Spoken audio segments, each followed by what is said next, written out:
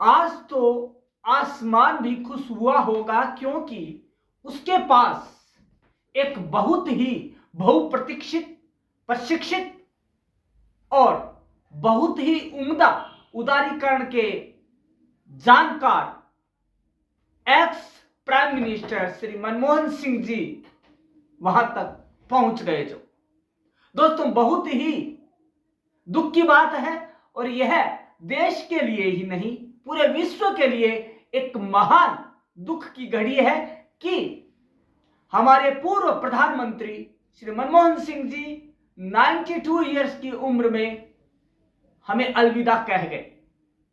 दोस्तों Manmohan Singh ji architect of India economic reforms के नाम से भी जाने जाते हैं।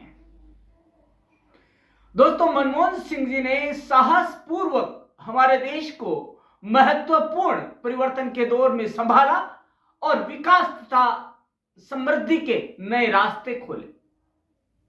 मनमोहन सिंह जी को 1991 में भारत के आर्थिक उदारीकरण के वास्तुकार के रूप में जाना जाता है, और मनमोहन सिंह जी उच्च सदन के पूर्व सदस्य भी थे। दोस्तों आज के हम इस वीडियो में जानेंगे, सबसे पहले तो हम मनमोहन सिंह जी को श्रद्धांजलि अर्पित करते हैं, श्रद्धा सुमन अर्पित करते हैं। उसके साथ ही आज हम जानते हैं अर्थशास्त्री से प्रधानमंत्री तक का सफर डॉक्टर मनमोहन सिंह जी ने कैसे बदली देश की दशा और दिशा। दोस्तों ये एक ऐसे शख्स थे जिनकी प्रशंसा विपक्ष भी करता था। दोस्तों भारत के पूर्व प्रधानमंत्री डॉक्टर मनमोहन सिंह ने एक अर्थशास्त्री के रूप में अपने जीवन की शुरुआत की थी। योजना आयोग से लेकर वित्त मंत्री के पद पर रहे डॉक्टर मनमोहन सिंह ने साल 2004 से 2014 तक देश के प्रधानमंत्री पद को सुशोभित किया। दोस्तों भारत के पूर्व प्रधानमंत्री डॉक्टर मनमोहन सिंह का 92 साल की उम्र में दिल्ली के एम्स में निधन हो गया। एक अर्थशास्त्री से लेकर देश के प्रधानमंत्री के पद पर आसीन होकर उन्होंने देश की बखूबी सेवा की। रिजर्व बैंक के गवर्नर जैसे पद पर भी आसीन रहे डॉक्टर मनमोहन सिंह केंद्रीय वित्त मंत्री के रूप में आर्थिक संकट से जूझते देश को नई आर्थिक नीति का उपहार दिया, और प्रधानमंत्री के पद पर रहते हुए उदारीकरण और आर्थिक नीति को बढ़ावा दिया और देश की अर्थव्यवस्था को एक नई उड़ान प्रदान की। दोस्तों डॉक्टर मनमोहन सिंह जी साल 2004 से 2014 तक भारत के यशस्वी प्रधानमंत्री रहे। वह पूर्व प्रधानमंत्री जवाहरलाल नेहरू, इंदिरा गांधी और पीएम नरेंद्र मोदी के बाद चौथे लंबे समय तक इस पद पर रहे। डॉक्टर मनमोहन सिंह भारत के पहले सिख प्रधानमंत्री थे जो जवाहरलाल नेहरू के बाद पूरे 5 साल का कार्यकाल पूरा करने के बाद फिर से चुने जाने वाले पहले प्रधानमंत्री भी बने। इसके अलावा दोस्तों डॉक्टर मनमोहन सिंह जी के बारे में कुछ और जानकारियां जान लेते हैं, जो कि अनछुए पहलू है उनकी जिंदगी के। उनके बारे में आज पूरी जानकारी हम वीडियो के माध्यम से जानेंगे। उनके बारे में जानेंगे कि कैसे शख्स थे। दोस्तों अपने बहुत कम बोलते थे, लेकिन बोलते थे तो वो सुर्खियां बन जाती थी और बेबाक बोलते थे। दोस्तों बात करते हैं डॉक्टर मनमोहन सिंह जी की, उस शख्स की जिसने की यूजीसी के चेयरमैन के पद को भी सुशोभित किया, और उनका जन्म 26 सितंबर 1932 को गाहा, पंजाब, जो कि ब्रिटिश भारत का अंग था, अब वो पाकिस्तान में है, में एक सिख परिवार में गुरमुख सिंह और अमृत कौर के घर हुआ था। जब बहुत छोटे थे तब उनकी मां की मृत्यु हो गई थी। उनकी नानी ने ही उनका लालन पालन किया। साल 1947 में विभाजन के समय उनका परिवार भारत आ गया था। देश विभाजन के बाद भारत आया परिवार। भारत के विभाजन के बाद उनका परिवार हल्द्वानी भारत में चला गया। 1948 में वे अमृतसर चले गए, जहां उन्होंने हिंदू कॉलेज अमृतसर में अध्ययन किया। उन्होंने पंजाब विश्वविद्यालय के फिर होशियारपुर में अर्थशास्त्र का अध्ययन किया और 1952 और 1954 में स्नातक और मास्टर डिग्री प्राप्त की। अपने शैक्षणिक जीवन में वो हर परीक्षा में अव्वल रहे। उन्होंने 1957 में कैम्ब्रिज विश्वविद्यालय में अपना अर्थशास्त्र का कोर्स पूरा किया। वे सेंट जॉन्स कॉलेज के मेंबर थे। दोस्तों, डीफिल पूरा करने के बाद से भारत लौट आए। डॉक्टर ऑफ फिलोसफी करने के बाद वो भारत लौट आए। 1957 से 1959 तक वे पंजाब विश्वविद्यालय में अर्थशास्त्र के वरिष्ठ व्याख्याता रहे। साल 1959 और 1963 के दौरान उन्होंने पंजाब विश्वविद्यालय में अर्थशास्त्र के रीडर के रूप में भी कार्य किया और 1963 से 1965 तक वे वहां अर्थशास्त्र के प्रोफेसर भी रहे। मतलब कि उन्होंने शिक्षा जगत को भी अपनी अमूल्य सेवाएं प्रदान की। 1966 से 1969 तक UNCTAD में भी काम किया। वे 1966 से 1969 तक व्यापार और विकास पर संयुक्त राष्ट्र सम्मेलन के लिए काम करने चले गए। बाद में अर्थशास्त्री के रूप में सिंह की प्रतिभा को मान्यता देते हुए ललित नारायण मिश्रा ने उन्हें विदेश व्यापार मंत्रालय का सलाहकार नियुक्त कर दिया। 1969 से 1971 तक सिंह दिल्ली विश्वविद्यालय के दिल्ली स्कूल ऑफ इकोनॉमिक्स में अंतरराष्ट्रीय व्यापार के प्रोफेसर भी रहे। ऑक्सफोर्ड से अर्थशास्त्र में डॉक्टरेट की उपाधि प्राप्त करने के बाद डॉक्टर मनमोहन सिंह ने बहुत कार्य किए, अलग अलग क्षेत्रों में काम किए और देश के कई महत्वपूर्ण पदों पर भी काम किया था। कौन कौन से महत्वपूर्ण पदों पर रहे, तो दोस्तों आज हम जानते हैं उनकी यह यात्रा जो उन्होंने महत्वपूर्ण पदों पर रहकर पूरी की। दोस्तों, 1970 और 80 के दशक के दौरान मनमोहन सिंह ने भारत सरकार के कई महत्वपूर्ण पदों पर कार्य किया, जैसे कि रिजर्व बैंक के गवर्नर 1982 से 1985। उससे पहले मुख्य आर्थिक सलाहकार of government of India 1972 to 1976, योजना आयोग के प्रमुख 1985 से 1987 तक। उसके बाद 1972 में सीएम वित्त मंत्रालय मुख्य आर्थिक सलाहकार बने और 1976 में वे वित्त मंत्रालय में सचिव बने। 1980 टू 1982 में वे योजना आयोग में थे और 1982 में उन्हें तत्कालीन वित्त मंत्री प्रणब मुखर्जी के अधीन भारतीय रिजर्व बैंक का गवर्नर नियुक्त किया गया और 1985 तक वे उसी पद पर रहे। दोस्तों, वे 1985 से 1987 तक योजना आयोग भारत के उपाध्यक्ष रहे। योजना आयोग में अपने कार्यकाल के बाद वे 1987 से नवंबर 1990 तक जिनेवा स्विट्जरलैंड में मुख्यालय वाले एक स्वतंत्र आर्थिक नीति थिंक टैंक साउथ कमीशन के महासचिव बने। मनमोहन सिंह नवंबर 1990 में जिनेवा से भारत लौट आए और चंद्रशेखर और के कार्यकाल के दौरान आर्थिक मामलों पर भारत के प्रधानमंत्री के सलाहकार के रूप में पद संभाला। मार्च 1991 में वे विश्वविद्यालय अनुदान आयोग के अध्यक्ष बने।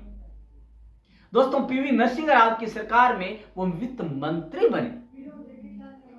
साल 1991 में जब भारत एक गंभीर आर्थिक संकट का सामना कर रहा था, उस समय नवनिर्वाचित प्रधानमंत्री पीवी नरसिंह राव ने गैर राजनीतिक सिंह को वित्त मंत्री के रूप में अपने मंत्रिमंडल में शामिल किया और उनका यह जो सोचना था या उनका यह निर्णय सही साबित हुआ और देश आर्थिक संकट से बाहर निकल पाया। हालांकि ये उपाय संकट को टालने में सफल साबित हुए और वैश्विक स्तर पर सुधारवादी अर्थशास्त्री के रूप में मनमोहन सिंह की प्रतिष्ठा को और अधिक बढ़ावा मिला। लेकिन 1996 के आम चुनाव में कांग्रेस पार्टी का प्रदर्शन खराब रहा और 1991 में तत्कालीन भारत के प्रधानमंत्री पीवी नरसिम्हा राव ने सिंह को अपना वित्त मंत्री चुन लिया। साल 2004 में बने देश के प्रधानमंत्री। अब वक्त ने करवट ली और एक अर्थशास्त्री, एक शिक्षाविद और एक इकोनॉमिक रिफॉर्मर ने देश की गद्दी, प्रधानमंत्री की गद्दी को पर आसीन हुए। दोस्तों 1998 से 2004 की अटल बिहारी वाजपेयी सरकार के दौरान सिंह राज्यसभा भारत के संसद के ऊपरी सदन में विपक्ष के नेता थे। 2004 में जब कांग्रेस के नेतृत्व वाली संयुक्त प्रगतिशील गठबंधन सत्ता में आई, उनकी अध्यक्ष सोनिया गांधी ने अप्रत्याशित रूप से प्रधानमंत्री पद सिंह को सौंप दिया।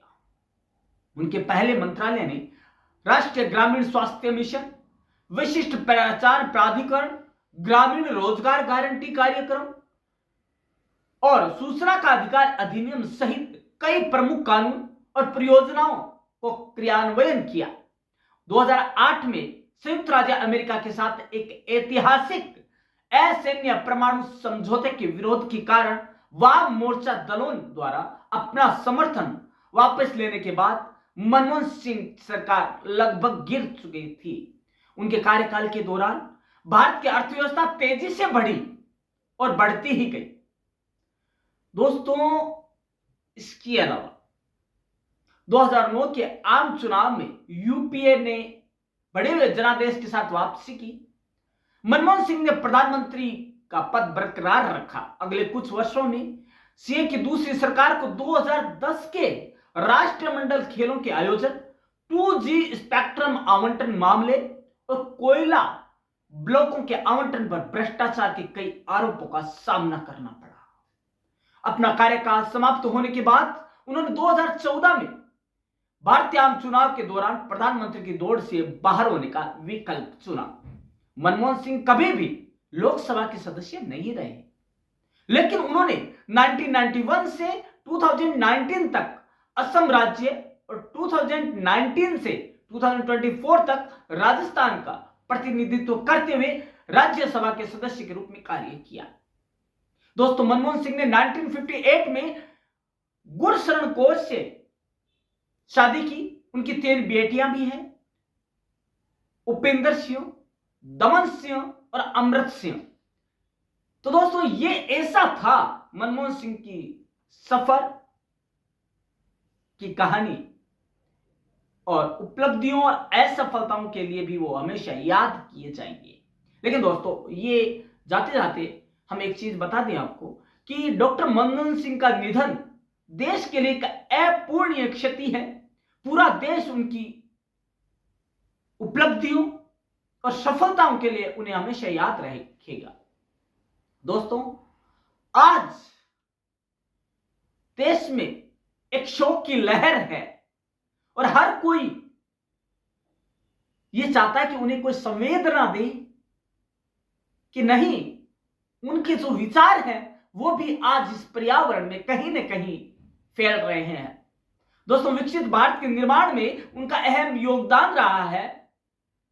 भारत के 14वें प्रधानमंत्री डॉक्टर मनमोहन सिंह विचारक और विद्वान के रूप में प्रसिद्ध हैं। वे अपनी नम्रता, कर्मठता और कार्य के प्रति प्रतिबद्धता के लिए हमेशा जाने जाएंगे।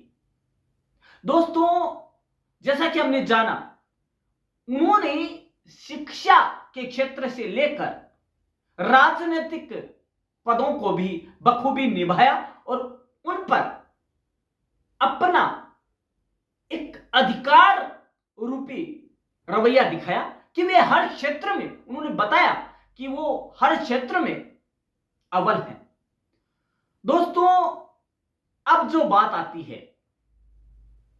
कि इस विभूति को, जो कि अपने आप में एक अवार्ड थी, अवार्ड खुद है वो प्रशंसनीय होते थे जब उनको मिलते थे मनमोहन सिंह जी। दोस्तों हम जान लेते हैं फिर भी कि उनको कौन कौन से अवार्ड मिले। दोस्तों भारत का दूसरा सर्वोच्च नागरिक सम्मान पद्म विभूषण 1987 में मिला। भारतीय विज्ञान कांग्रेस का जवाहरलाल नेहरू जन्म शताब्दी पुरस्कार 1995 से नवाजे गए। वर्ष के वित्त मंत्री के लिए एशिया मनी अवार्ड 1993 और 1994, वर्ष के वित्त मंत्री के लिए यूरो मनी अवार्ड 1993, कैम्ब्रिज विश्वविद्यालय 1956 का एडम स्मिथ पुरस्कार, कैम्ब्रिज के सेंट जॉन्स कॉलेज में विशिष्ट प्रदर्शन के लिए राइट पुरस्कार 1955 में दिया गया। डॉक्टर सिंह को जापानी निहोन किजई शिंबुन एवं अन्य संघों द्वारा भी सम्मानित किया जा चुका है। डॉक्टर सिंह को कैम्ब्रिज और ऑक्सफोर्ड तथा कई विश्वविद्यालयों द्वारा मानद उपाधियां भी प्रदान की गई। दोस्तों अंतर्राष्ट्रीय संगठनों और सम्मेलनों में भी वे देश का कई बार प्रतिनिधित्व कर चुके हैं। दोस्तों जब भारत भुगतान संतुलन के गंभीर संकट से जूझ रहा था, सिंह ने 1991 में एक अभूतपूर्व बजट पेश किया वित्त मंत्री के रूप में, जिसने देश की अर्थव्यवस्था को वैश्विक बाजारों के लिए खोल दिया। और यह भारत के पहले की संकीर्ण आर्थिक नीतियों से एक महत्वपूर्ण बदलाव था और उसने बाद के दशकों में तेज आर्थिक विकास की नींव डली। दोस्तों इसके अलावा डॉक्टर सिंह ने कई अंतर्राष्ट्रीय संगठनों और सम्मेलनों में भारत का प्रतिनिधित्व भी किया।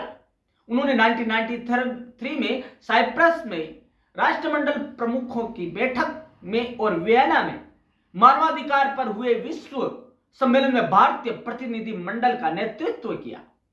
अपने राजनीतिक जीवन में डॉक्टर सिंह 1991 से भारतीय संसद के उच्च सदन राज्यसभा के सदस्य रहे, जहां वे 1998 से 2004 तक विपक्ष के नेता भी रहे। दोस्तों 1971 से उनका पेशेवर सफर शुरू होता है।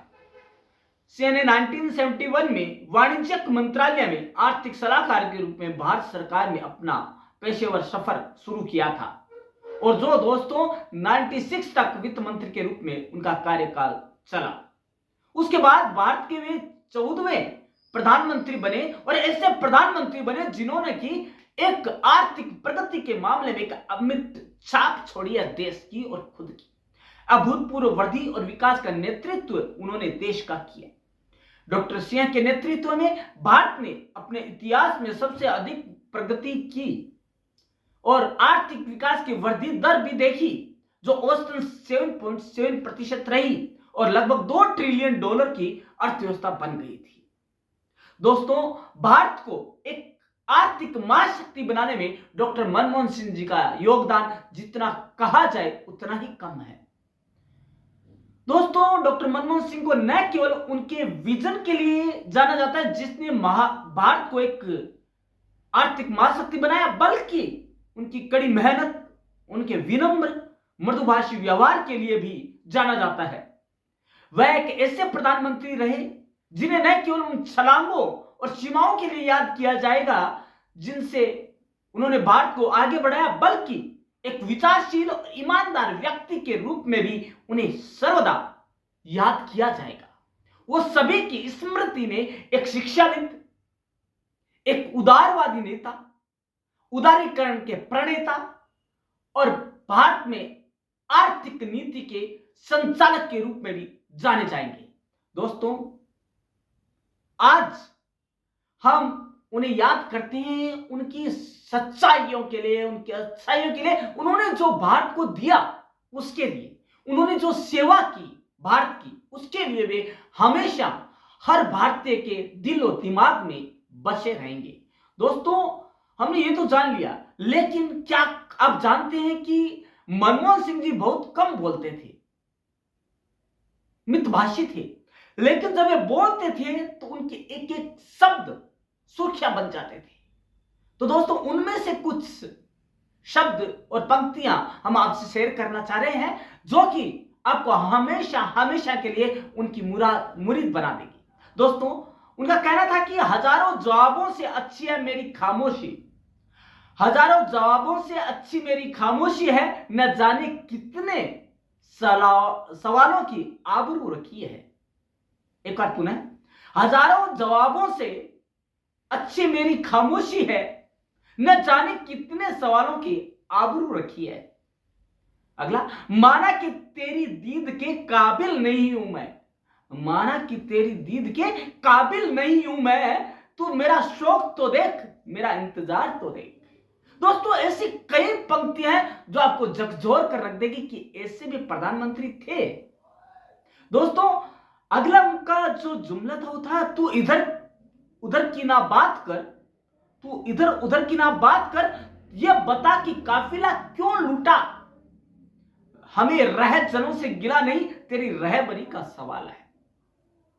दोस्तों उनका जो भाषा पर कमांड था, जैसा हिंदी में वैसा इंग्लिश में, कई भाषाओं के क्या था। और दोस्तों उनका एक और बहुत ही अच्छा कोट है, वो है कि मैं किसी नियम से ऊपर नहीं हूं, जो नियम सबके लिए वो मेरे लिए भी है। वो हर वक्त इसकी दुआई देते थे कि प्रधानमंत्री कोई अलग नहीं, वो देश का ही एक नागरिक है, उसे उन सभी नियमों का पालन करना होगा जो आम आदमी करता है। दोस्तों अगला है, राजनीति में लंबे समय तक कोई दोस्त या दुश्मन नहीं होता है। दोस्तों इस पंक्ति में उन्होंने स्पष्ट कर दिया है कि वे सभी के दोस्त थे, सभी से उनका दोस्ताना व्यवहार था, रिश्ता था, एक अटूट रिश्ता। इसीलिए तो विपक्ष भी उनकी प्रशंसा करता था और आज भी कर रहा है। दोस्तों वो अपने बेबाक टिप्पणियों के लिए जाने जाते थे, हालांकि कम बोलते थे, लेकिन जब बोलते थे तो पूरा तोल कर बोलते थे। दोस्तों हो सकता है कि हमने कुछ गलत किया हो, लेकिन हमने बहुत अच्छे काम भी किए हैं। हिंदुस्तान की जनता वोट करने से पहले यूपीए के अच्छे कामों और बड़ी उपलब्धियों को याद रखेगा। उनके समय की बात है जब वे प्रधानमंत्री रहे। दोस्तों उनका एक और चीज था जो उन्होंने कही, पैसे कभी पेड़ पर नहीं उगते हैं। इससे पता चलता है कि वो कितने मितव्ययी थे और कितने पैसे के इज्जतदार थे। दोस्तों इसके अलावा जीवन कभी भी विरोधाभासों से युक्त तो रहता है, मुक्त नहीं होता। मतलब कि उन्होंने कहा कि जीवन कभी भी विरोधाभासों से मुक्त नहीं होता, हर जगह विरोधाभास है, लेकिन यदि हम उनके साथ तालमेल बिठाकर चलें तो कोई भी हमारा दुश्मन नहीं है। दोस्तों अगला है, उन्होंने कहा कि मैं वह आखिरी शख्स हूंगा जो ये कहे कि कुछ बेहतर करने की गुंजाइश नहीं है। खुद पर विश्वास था, खुद पर उन्होंने विश्वास करके बात कही। और अगला जो है मैं कहूंगा तो आप खुद जान जाएंगे कि उन्होंने ऐसा क्यों कहा। उन्होंने कहा कि मैं खुली किताब हूं और उसके हर पन्ने को पढ़ने का हर किसी को अधिकार है। दोस्तों ऐसे थे हमारे, हम सबके, पूरे विश्व के भारतीय पूर्व प्रधानमंत्री मनमोहन सिंह जी, जिन्होंने कि आज हमें अलविदा तो कह दिया है, लेकिन उनकी जो अच्छाइयां, उनकी सफलताएं और उन्होंने जो देश की सेवा की वो हमारे दिल और दिमाग में रची बसी रहेगी। दोस्तों एक ही बात कहना चाहेंगे, जब तक सूरज चांद रहेगा मनमोहन सिंह जी का नाम रहेगा। दोस्तों पर्यावरण में जो उनके शब्द हैं वो गूंजते रहेंगे, उनकी अच्छाइयों की कशीदे तो ये हवाएं भी करेंगी। फिजाएं जो है वो हमेशा उनकी उपलब्धियों और सफलताओं की कहानियां कहेगी।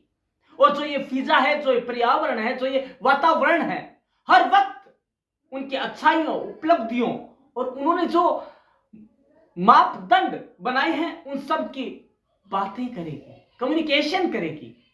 दोस्तों एक बार फिर से कहूंगा कि हो सकता है कि खुदा बहुत खुश हो कि उसके पास मनमोहन सिंह जी जैसा अर्थशास्त्री पहुंच गए हैं, लेकिन हम भी कम खुशनसीब नहीं है, क्योंकि हमारे दिल और दिमाग में वो हमेशा हमेशा के लिए रचे बसे रहेंगे। तो दोस्तों, आप भी परम क्लासेस के इस वीडियो के माध्यम से उन अनसुलझे पहलुओं को जानिए हमारे पूर्व प्रधानमंत्री स्वर्गीय मनमोहन सिंह जी के बारे में, जो कि आपने कभी नहीं जाने हैं। लेकिन दोस्तों, साथ ही उनको एक सच्ची श्रद्धांजलि तभी होगी जब आप उनके नक्शे कदमों पर चलेंगे, जब आप उतने ईमानदार, कर्मठ, नम्र और मृदुभाषी बनेंगे। दोस्तों, उन्होंने एक चीज सिखाई, कम बोलो लेकिन तोल कर बोलो, तो आपको हर जगह सुना जाएगा और विपक्ष भी आपके दुश्मन भी आपके दोस्त हो जाएंगे। दोस्तों, हालांकि कलम भरी है अश्रुओं से, मन भरा है अश्रुओं से, लेकिन एक सच्ची श्रद्धांजलि यह है कि हम सब प्रण करते हैं कि अश्रुओं से नहीं, आपकी हर बात पे हम गौर करेंगे और हम आपके नक्शे कदमों पर चलने की कोशिश करेंगे। यही आपकी सच्ची श्रद्धांजलि है। तो दोस्तों, याद करते रहिएगा मनमोहन सिंह जी को और उनकी अच्छाइयों को, सफलताओं को। उन्होंने एक सही बात कही थी कि विरोधाभासों से मुक्त नहीं है जीवन, सबके जीवन में विरोधाभास है, सबके अच्छाइयां और बुराइयां हैं। यदि आप अच्छाइयों को ध्यान में रखेंगे तो बुराइयों से हमेशा दूर रहेंगे। तो दोस्तों, चलते हैं, विराम करते हैं यहीं पे उनकी यादों को। कल मिलते हैं एक बार पुनः इसी मंच पर, इसी समय, एक नया टॉपिक लेकर, जो कि आपके जीवन से हमेशा जुड़ा रहता है। दोस्तों, ये भी आज का भी जो टॉपिक था मनमोहन सिंह जी का, उन्होंने ही हमारे देश को आर्थिक उदारीकरण की नीति प्रदान की और वे एक रिफॉर्मर बने, इकोनॉमिक रिफॉर्मर बने, और विश्व आज उन्हें इस रूप में भी याद करता है। नहीं तो कोई भी दोस्तों उन्हें कैम्ब्रिज विश्वविद्यालय जैसा उन्हें मानद की उपाधि क्यों देता, और वो वहां पे टॉपर कैसे होते। तो दोस्तों, इन सवालों के साथ हम आपको छोड़ते हैं यहीं पर, और कमेंट पे आपके जवाब चाहेंगे कि आपको कैसा लगा और उनकी जीवनी आपको कैसे लगी। दोस्तों, कल मिलते हैं, तब तक के लिए धन्यवाद।